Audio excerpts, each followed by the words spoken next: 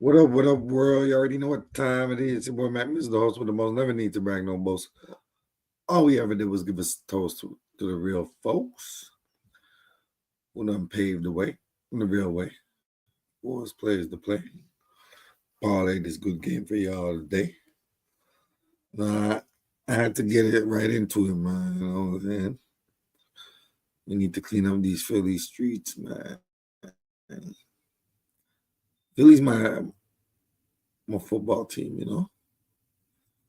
And I ain't from Philly, but I always liked the football team. I have family out there. I was just disgusted by the way they handling the whole situation in Philly. You know,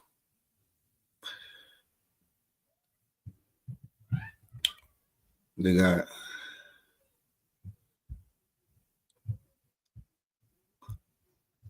a plethora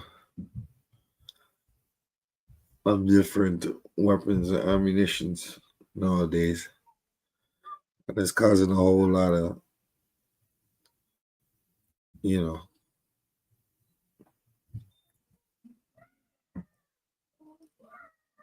a whole lot of more mayhem in the black community. You know, in the streets, and it's kind of like when you look at what's going on in Philly, they're trying to turn it into it. Because I don't understand why they ain't taking out the trash. And they ain't taking out the trash because what? The mayor out there is crazy.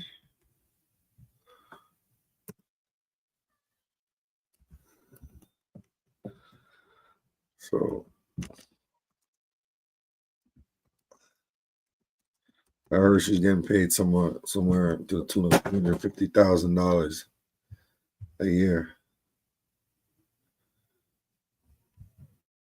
and she can't even spell Eagles. You tell me, what's this really about?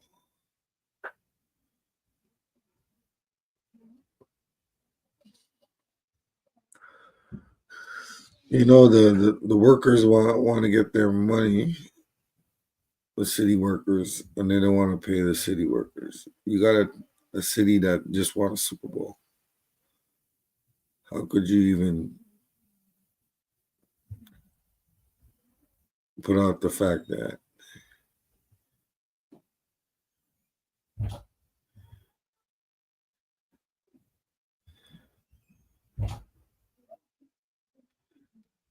how could you even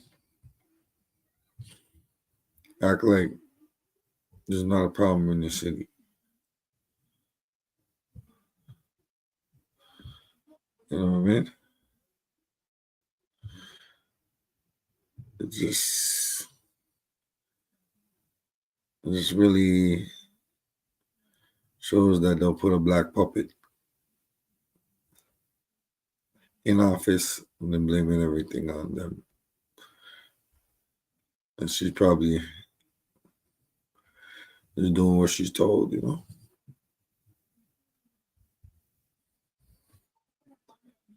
So let's see the Philadelphia mayor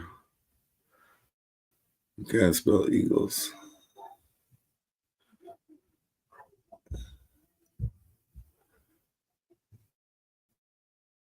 And you call yourself the mayor of Philly. I don't understand it.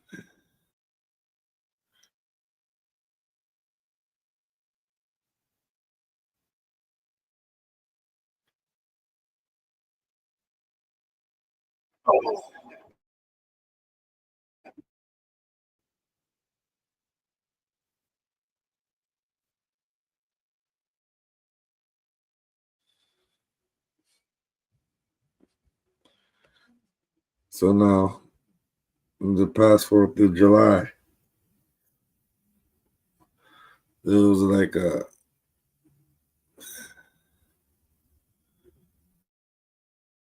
lot of shootings going on in the city. And one kid that got killed struck a nerve with me. Like, He got shot up before, and he ended up in a wheelchair. Then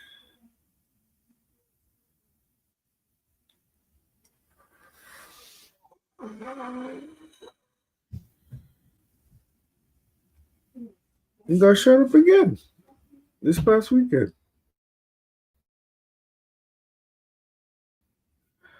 The girl tried to pick him up, but he was too heavy because he was in a wheelchair. I had him at the hospital. And I was like, damn, where did he do that at?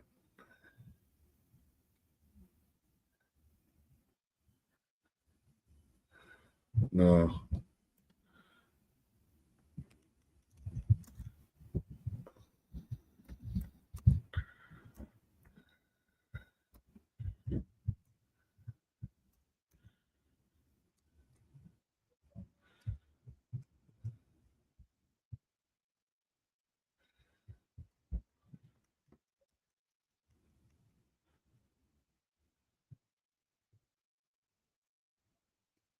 I'm just saying, if the mayor of Philly can't clean up the trash in the city, how are they going to clean up the gun violence? You know?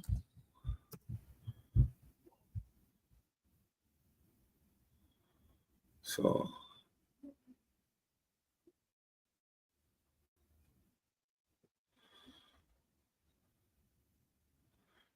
now there's a big strike, and it seems to me that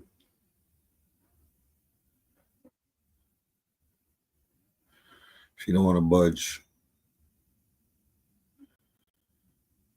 But I think she should adjust the people in a proper manner when they're gonna get their trash cleaned up.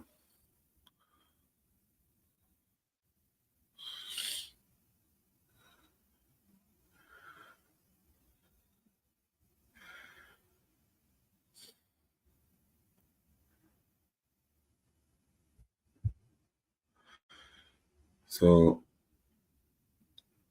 let's check out the Philly mayor's update about 3 days ago.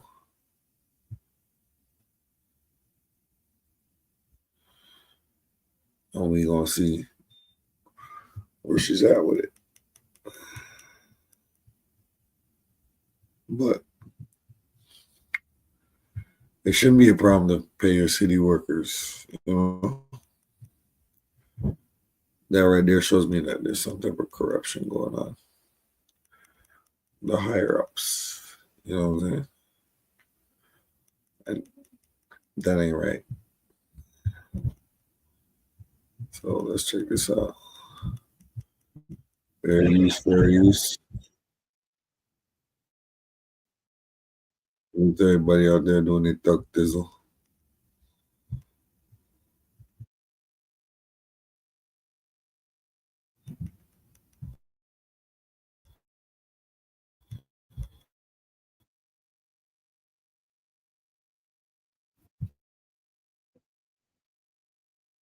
On strike.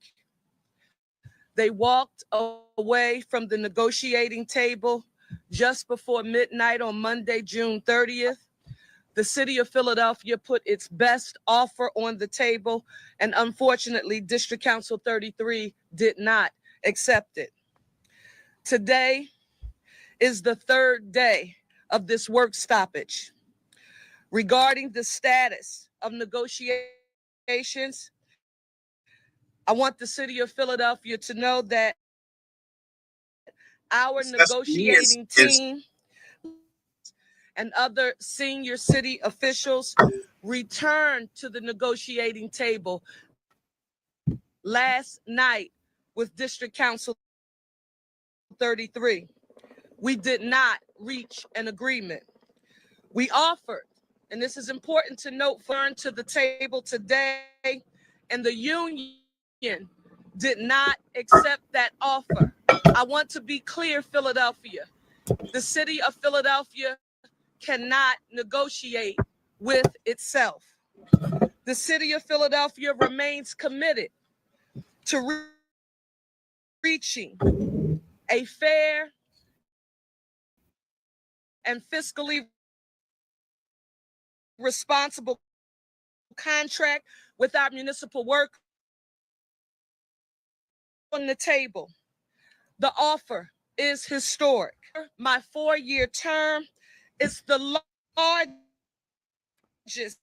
pay increase proposal in one term of any Philadelphia mayor to District Council 33 in more than 30 years. You can't make up that math. The larger pay increase, it is larger of an increase over 4 years for municipal blue-collar union workers than recent agreements in other big cities, such as New York, Washington, D.C., Boston, and Phoenix. So I just need to go back because there's been some confusion about what's on the table. Let me repeat that. An historic offer, more than 13% over 4 years, the largest pay increase proposal in one term of any Philadelphia mayor to District Council 33 in more than 30 years. That's a larger pay increase over 4 years for municipal blue-collar unions. You heard me. New York, Washington, D.C., Boston, and Phoenix. I said it twice to make sure that everyone heard me. It includes what we refer to as a fifth step for District Council 33's hard-working, long-term employees to give them greater earning potential. Why is that important?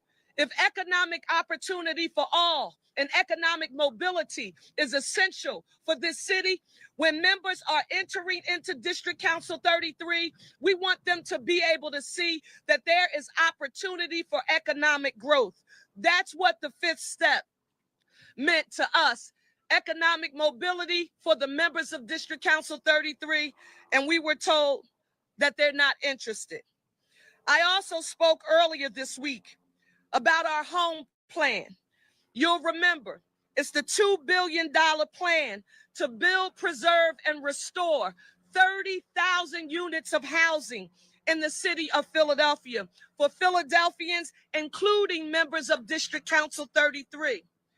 What did you put on the table, Mayor, specifically for District Council 33 members, not for the city of Philadelphia at large? We're talking about the members of District Council 33.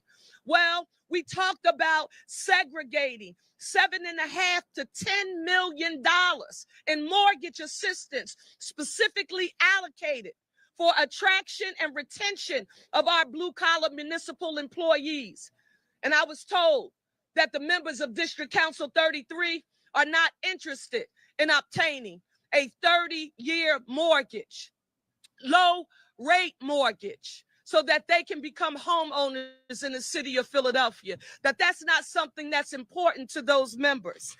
We have BSRP Plus on the table, something that we just fought for here in our city, and we worked hard in partnership with the City Council of Philadelphia, led by our City Council President Kenyatta Johnson, to make sure that basic systems home repair support would be available to Philadelphians so that we increase the income eligibility guidelines, very specifically to ensure that men and women like our blue-collar municipal workers who are a part of District Council 33, so that they can get access to supports to help them make repairs to their homes. I was told that making home repairs and having access to resources that would help them to do such is not important to members of District Council 33. There's the Philly First Home program. You can get up to $10,000 for closing costs, down payment assistance. I was told that doesn't matter. Shallow rent protection. Turn the Key homes. These programs are designed for the hardworking men and women of our municipal unions, including District Council 33. So Philadelphia, for me, when we think about the package that has been offered to District Council 33 members, one, I'm not so sure that the actual members of District Council 33 are fully clear about what the city has put on the table. I wonder whether or not even the local leaders are familiar with the historic terms that the city of Philadelphia has put on the table. I can't be held accountable for what happened during the Sutton years. I was in elementary school. I was working when Mayor Nutter was mayor. I can't make the Philadelphia is doing right now, and is in a very tangible way putting an offer on a table to our municipal employees, Philadelphia moving. And I, as mayor, know one thing for sure: the commitment that I made to you, the people of the city of Philadelphia, to make it safe, clean, and green with access to economic opportunity for all. It doesn't happen without the hardworking men of District Council 33 and women who keep our city moving. Let me say this. All of this is on the table. What is my hope as mayor of the city? I want District Council 33 to come back to the table. We're going to talk about the 4th of July in a second, but I want our men and women of District Council 33 to come back to the table and negotiate with the city of Philadelphia so that we can get to yes and do what's right in the best interest of our municipal workers, along with the tax-paying residents of our city. As mayor, I've long learned that I don't have the luxury of allowing my pride, ego, and or emotions to drive my decision making. I don't have that luxury as mayor of the city of Philadelphia. But I do have a right to make sure that I am fighting for the best interests of our municipal workers and the long-term fiscal stability of our city. With that in mind, Philadelphia, I want you to know that we are laser focused on providing the essential city services that our residents need and deserve. Your public health and safety remains our #1 priority. You're going to hear from our city representative, Giselle Jones, Managing Director Teal, Police Commissioner Bethel, Solicitor Garcia, and our Clean and Green Director, Carlton Williams, who will update you on all of the services that our workforce continues to deliver for the city of Philadelphia and our residents despite the work stoppage. I want to just remind you that in cases of emergency, please call 911, or for additional city services, call 311. Now, before I turn it over to our subject matter experts, I want to say to the city of Philadelphia employees who are continuing to show up every day to do the job to the best of your ability, to help our city move and continue to provide services during this very challenging time, I want you to know that I am grateful for you. I thank you for your assistance in helping the city do what it is our duty and responsibility to do. We appreciate you. I also want to say to the residents of the city of Philadelphia, you often hear me talking about one Philly, a united city, but over these past 3 days, I have seen one Philly, a united city in a way that I could have never imagined. To see neighbors knocking on the doors of senior citizens who they know don't have the ability to deliver their trash to the sites that Clean and Green Director Carlton Williams will go over, but knowing who their neighbors are and offering to help them during this challenging time, that's what one Philly looks like. We are in the midst of a storm right now, and we are going to make it through. And I believe we're going to reach a fair and fiscally responsible contract with our workers at District Council 33. I now want to ask our city representative, Giselle Jones, to give us an update on our 4th of July activities. Before she comes, I want you to know that we are ready for the 4th of July, Philadelphia. Anyone who was planning on coming into our city, if you're flying in, taking a bus or the train in, residents who are gathering their family together in order to come down on the Parkway to do what we do here in the city of Philadelphia in celebrating here in the birthplace of democracy, please make sure you don't adjust any of those plans. We are going to celebrate in Philadelphia fashion. I now want to turn it over to Giselle Jones.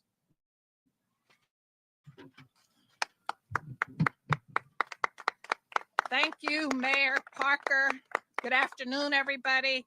It is truly a beautiful and sunny day today here on the Benjamin Franklin Parkway, and we will have this beautiful weather tomorrow. So there will be no stopping us on delivering what will be the best in the country, 4th of July, free concert here on the Benjamin Franklin Parkway. As you can see, our partners at Welcome America behind us are very ready to deliver this celebration tomorrow. Philly, as our mayor has said constantly, wants to see her city celebrate in true Philly style because that's what we know how to do. The work is not easy to curate, but we do it with love. It is very meaningful. We do it to uplift our young people. We do it to unite our city all the time. We do it for our neighbors. Events are like a woven quilt. They are the blanket that binds us and covers us together. The city has different pockets of neighborhoods. And when you quilt all of that together, what you get is what the mayor is talking about, one united city. And she practices and lives every moment of every day figuring out how to make Philly better for us. And celebrations like these that I am having the privilege to help put on makes us truly different. We are different than any city in this country. We are the birthplace of America, as she has mentioned. So we want to deliver just as we've done for any other major event that has come to Philly and all those that are coming here in 2026. So I don't want anybody to stay home. We don't want anybody to stay home. We worked really hard to curate and put this event together. There's a lot of talent tomorrow. Tomorrow morning, we start off with the celebration of freedom in the morning down in Independence Hall. And this parkway is going to open at 4 p.m. tomorrow for all the residents to come down with their family, their friends, their neighbors, and anybody who they can bring with them to help us celebrate. And we want to celebrate with heart, with history, and our community.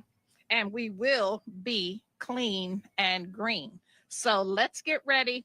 We're putting on a big show and we want you to come. Thank you.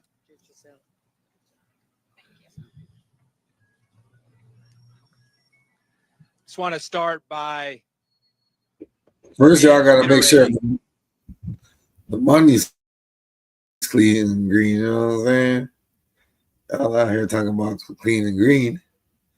And y'all clean and green the money? You know what I'm talking about? Because you're getting $250,000 a year. Why can't you pay the city workers? I don't get it.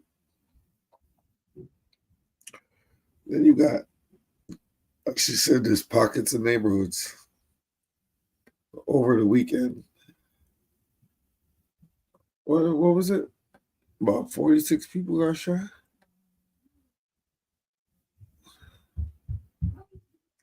For the 4th of July. So you would think like, damn, 4th of July. People are wilding. We should be having fun, right? They wilding. So I'm gonna just show this part. So they're talking about making it clean and green, but you got to think about the next side. You know what I'm saying? The other side of things. It ain't so clean and green when it really boils down.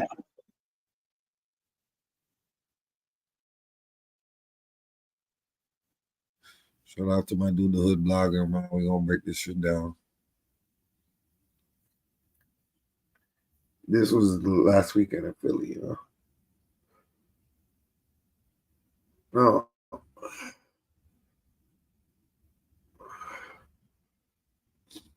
Mind you, things gotta evolve, you know, things get better, but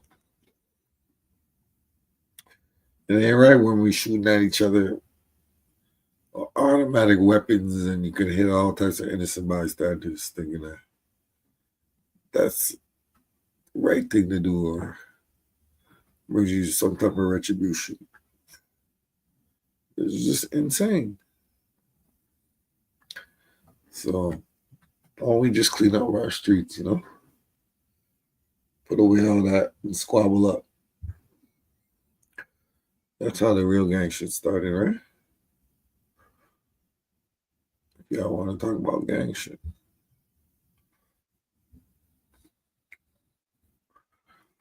But fair use, man. Shout out to my dude, Philly blogger, man. We gonna break this shit down. Y'all real quick.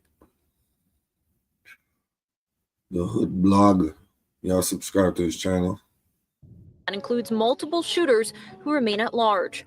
Our camera spotted a 138 makeshift evidence marker at the scene. Police say some 140 pieces of ballistic evidence are involved. We definitely believe, based on our observation, a gun with a switch was involved, which we've talked about has been a significant issue for us. As crews work to erase the reminders of the violence on South Edding Street, police and community groups work together. They want to be heard. They want to know that this is not who Edding Street and South Philly and Grays Ferry is. You know? Tyreek Glasgow was raised in the neighborhood and is now the executive director of Young Chances Foundation. It sits just a block away from the shooting that police say killed 3 people and left 9 others injured. He canceled a summer camp today that the organization runs and instead walked up and down the sidewalk, helping those impacted by the violence. It hurt me this morning. I was frustrated. My tears don't come from the pain. It comes from letting these kids down. When the cameras is gone and everybody has forgotten all about it, we're still here. Whether it be West Philly. Anti-Drug Anti-Violence Network was another group on the scene. The organization also responded to another mass shooting that happened outside of a South Philadelphia nightclub around 4 o'clock Saturday morning, where 8 people were wounded. My focus is the parents getting involved. Everybody have to get involved. That call to action is shared by Philadelphia Police Commissioner Kevin Bethel. He pointed out, while yes, shootings are down in the city according to the data, the problem is far from being solved. I can't police myself out of a parent who's not engaging their child and not having them walk in the streets well after time. SV Twiz, the Hood Blogger. Y'all know how I carry it. Shout out to everybody that been rocking with the content. You already know what it is, man. If y'all new to the channel, hit the sub. If y'all a returning viewer and y'all ain't subbed yet, what's the hold up, bro? But long story short, man, on top of the trash issues that, is going on in Philly right now, it been a lot of shootings, bro, over the 4th of July weekend. It been real messy, man, real messy. Everything seemed like it started turning up soon as it hit Friday. Car in Northeast Philadelphia. Police tell us the 15-year-old was found dead with multiple gunshot wounds in an alleyway along the 6300 block of Revere Street. This was just after 6 tonight. A witness telling police the sedan, possibly white, pulled into the driveway and pushed the teen out of the car before taking off. And shortly after that shooting, we learned that an 18-year-old woman had been shot in a road rage shooting on Roosevelt Boulevard in Bustleton. Police say the woman was shot in the shoulder. This is the 11 o'clock news. I'm Sheba Russell. We want to get straight out to our Steve Keeley. And Steve, a busy night for you and police. What can you tell us? Well, I just spoke to a veteran detective, and he says we both have seen so many road rage cases in our careers. This is the most outrageous one. It's more of a parking lot rage. So we're outside the Walmart. Sean, show them the Walmart. This is how close we are to the front doors. And two guys that had two of the best parking spots wasn't good enough for them. So this red Chevy pickup driver, he's got an 18-year-old woman with him in the front seat and three little kids in the back. It's a four-door pickup truck. The man's in there. We're not going to show his face, but he's in the back of this car. He's got a grazed wound to his head. He's the driver and owner of the red Chevy pickup. He's backing his truck in, and you can see, look, he didn't even go over the white line, but the guy in this gray Jeep thought he was parking too close to his nice gray Jeep. So they get into an argument, and both of these guys have guns. So according to police, this 37-year-old driver of this Jeep starts shooting into the windshield with this family of five in there.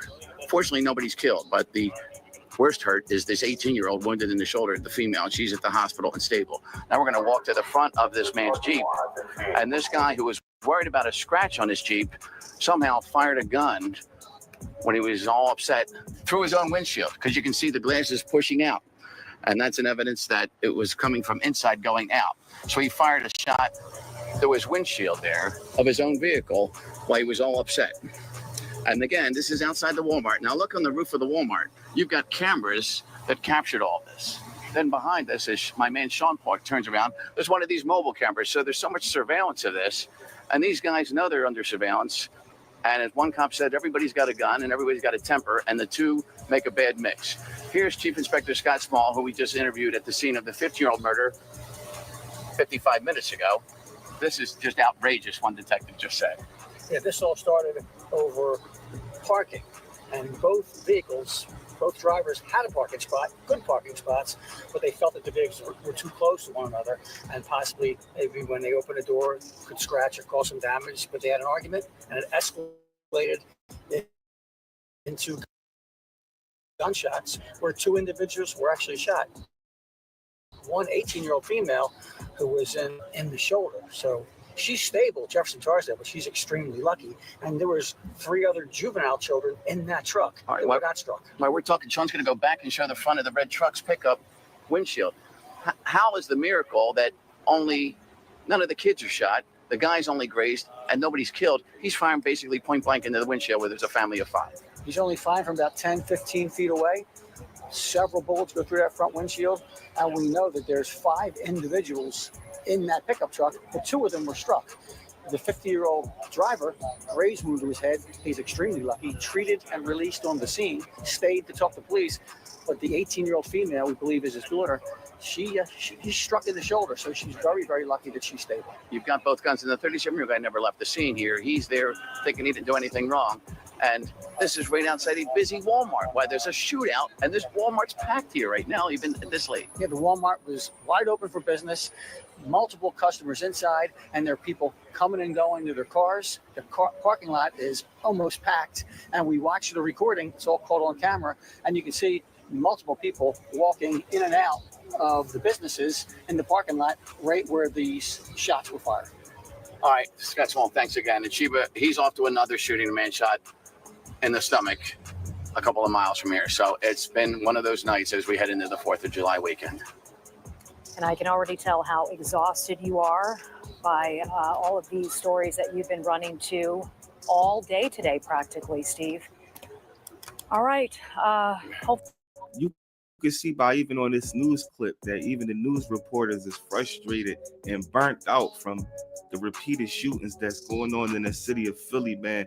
Definitely pray for Philly, but let's just get into, what happened over the weekend. It says over just one holiday weekend, police say 19 shootings occurred across the city, leaving 46 people injured and 6 people unalived. At around 9:15 p.m. Friday, police officers were called to the intersection of York and 2nd Streets in North Philly. Upon arrival, officers found a man inside a sedan that had crashed into a telephone pole. Officials said the man had been shot in the lower back and that there were multiple bullet holes in the rear passenger side of the car. He was taken to Temple University, where he was listed as stable. Shortly after that, around 10:30, police say a 15-year-old boy walked into Penn Presbyterian Medical Center with a gunshot wound to his leg. He told investigators he was shot near 41st and Ogden Streets in the Belmont City section. Police located a crime scene in the shooting and began investigating. At around 11 p.m., police received calls about gunshots on the 5700 block of Van Dyke Street. Upon arrivals, medics found the 27-year-old woman near 5700 State Road who said she was been shot in the head. She was rushed to Jefferson Torresdale Medical, where she was listed as stable.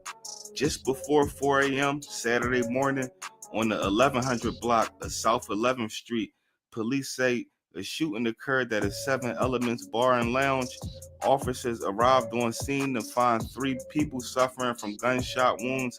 Those 3 were rushed to local hospitals. 2 of those victims who were listed in critical condition, including a security guard who was shot in the face and a woman who was shot in the back. Officials later upgraded their conditions as stable. Police say 5 more people checked themselves into an area's hospitals due to the incident shooting, bringing the total number of people injured to 8. A 40-year-old man died as he exchanged gunfire with Philly police officers after they responded to a North Philly resident's domestic call. Investigators say officers came under fire when responding to a domestic violence call along the 2900 block of Lawrence Street. Police say the shooter ran out of that house and then fired at officers. The male then enters the driver's side of the police vehicle, closes the door. What we believe is maybe about to try to take the police vehicle, at which point in time he continues to fire at the officers as they approach the vehicle. Police returned fire and hit the suspect several times. He did not survive. No officers were injured. Police were called to the 2900 block of North Lawrence Street in North Philadelphia Saturday evening around 6 p.m. on a domestic call, specifically referencing the person with a gun. When they arrived and began to approach the residence, they were met with gunfire from within the home. A man then left the residence, still shooting at the officers. Police took cover and exchanged gunfire with the man that fatally shot him. At around 1:20 a.m., Philly police officers responded to this 22nd district for a report of a shooting in a large crowd. Police discovered a male suffering from gunshot wounds to his back and his thigh and took him to Temple University. Shortly after, police say juvenile male and adult female, both gunshot injuries, arrived at the hospital by a private vehicle. Another mass shooting occurred in Grays Ferry overnight Sunday. Officers from Philadelphia Police Department were called to the 1500 block of South Eden Street in Grays Ferry around 1 a.m. for reports of a shooting. A 19-year-old man, a 23-year-old man, and a 24-year-old man had got their lives taken during the shooting, and 9 others were injured, and between the ages of 15 to 24 were hurt. Incidents over the July 4th weekend. 3 people in the Grays Ferry mass shooting were killed and 9 more injured. Investigators returning to the scene today. And Kelly, you spoke with the family of one of the victims who died. Unfortunately, this is not the first time they've dealt with gun violence. Yeah, Sheba, sadly, that is the case. The father of 24-year-old Azir Harris had a heartbroken plea to the city of Philadelphia today to put the guns down. He says Azir was a father to a 1-year-old little boy and a paraplegic because he survived a drive-by shooting when he was only 17 years old. This family has been through so much, and they are devastated. I carried him at his time when he was down, and now I can't be there to pick him up no more, and it hurts. Really do. It hurts me bad.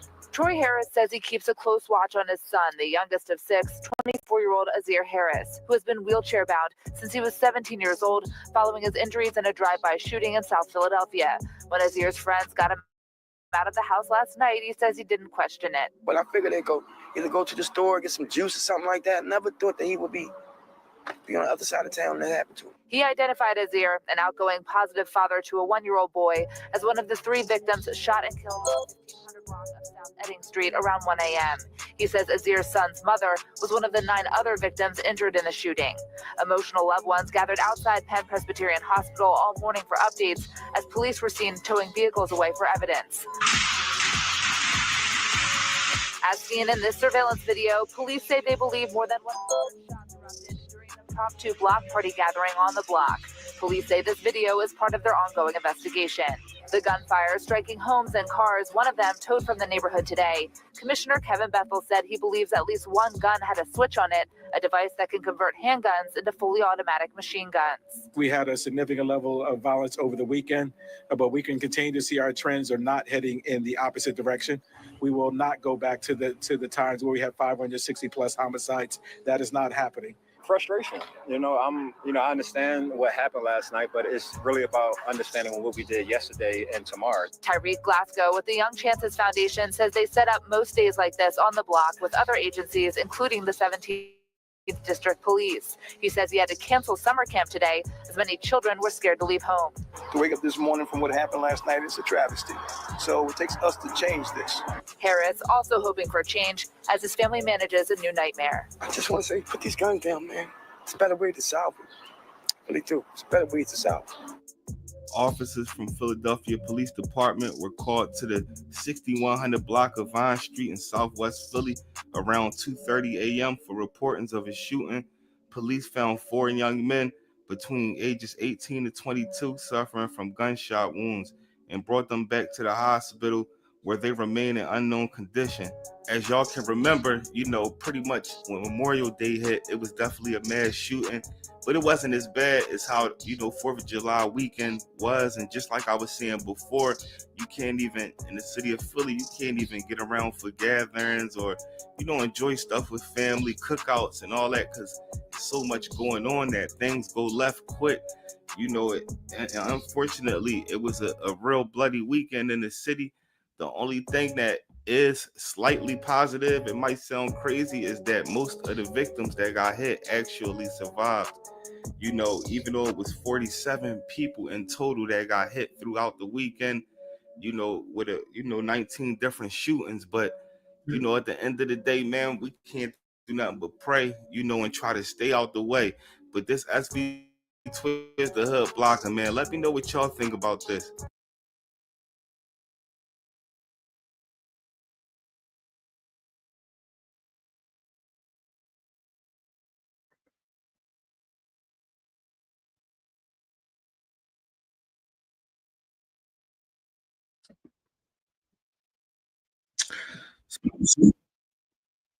Yeah.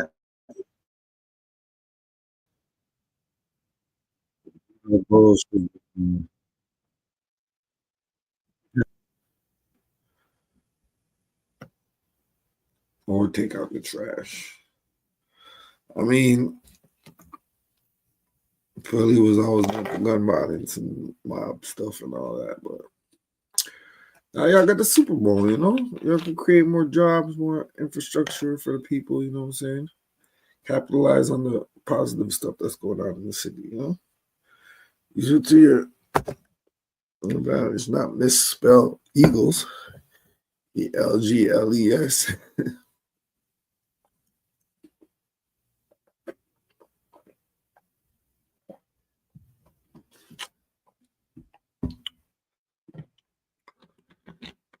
So it's just sad, The country got to deal with that. You know what I'm saying? Pennsylvania, Philadelphia. That's where it all started at. It's starting to look like a third world country. Nah, I wouldn't say that. I think they got some nice affluent parts. They're not being affected, which you got to make you wonder, what's really behind all this, back and forth, the strife, this and that. Now, why are the youngins so gun-ho?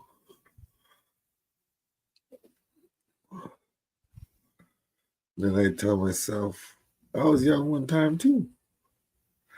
But I always put these up first, you know what I'm saying? Because these right here are making it mad quicker than this. I don't know. I don't know what to say, man. Hopefully he gets better. And I hope we win another championship. And we go all the way to the top. Fly, Eagles, fly. Fly, Eagles, fly. You know what I'm saying? Because you can't be stuck, you know? As great as the city as it is, that's to be more progressive. The city of brotherly love, you know? So pay them people their salaries, man. If she's a city official and she's getting $250,000 a year, why can't she pay them people? She wants to be firm in her negotiations. She should pay her city workers handsomely because they're the ones that are keeping up the infrastructure of the city. You know? So there's no excuse for that. And the police know what they're doing. You know, you have the mayor crying the other day, talking about they gotta clean up the city, but it's like give them opportunities, you know. Capitalize on what's already positive and sprinkle it around the city, you know. A little help with them foundations could go a long way. If you see you have somebody in the city that is helping the young folks and they're in the middle of the turmoil, so to speak, and they're in the help that organization, you know, grow and build and give them some the necessary resources to help the people. You know? That's what they do in big cities. So no stone could go unturned, you know. And there won't be so much violence because you got opportunities. So you got people making money. It's keeping them away from the streets. You know? On that note, I'm signing out, man. It's your boy, Mike Mizzle. You know my slogan? Keep it real in the field. Forget how they feel. I'm out. Peace.